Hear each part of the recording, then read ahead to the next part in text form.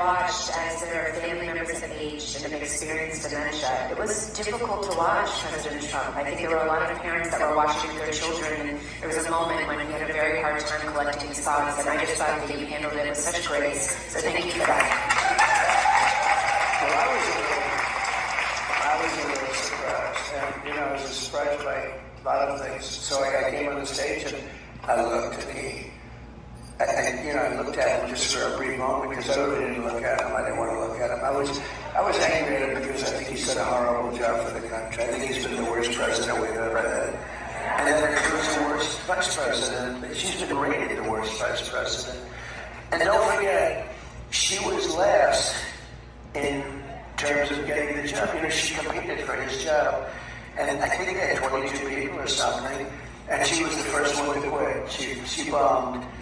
And she quit, and then all of a sudden she's now running. And from my standpoint, I spent $100 million fighting Joe Biden.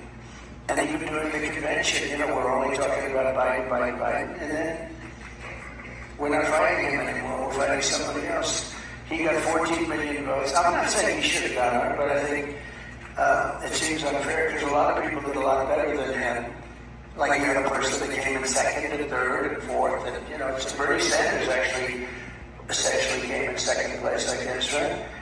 And so you say, why aren't you doing a democratic process? So, I'll give you some of their stuff. They are a threat to democracy. They say they are a threat to democracy. She was the nastiest person to him. Remember she called him a racist? The bus, you remember the story of the bus? Fake story, probably.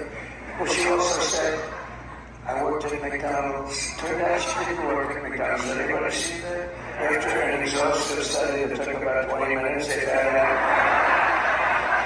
out she never worked there. So, there's a lot of fake stuff going on. But we don't need that for a president. And our country can't stand it. We are really in trouble. We're a failing nation. Whether you like it or not, and I'm sure you don't like it, but we are a very sick nation. We're a failing nation. And on top of it, we have millions of people that hate us. We can't have them.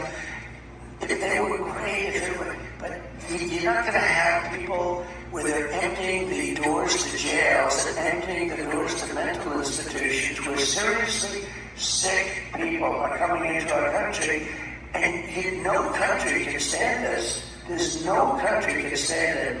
So I was not happy with it because, I only did it because I went out of the country. I didn't need this. I had a very nice life. Some of you know, I see some of you in here, you've known me for a long time, long before politics. I had a nice life. But even running again, if I thought he was good and I thought he was doing a good job, I would have been happy.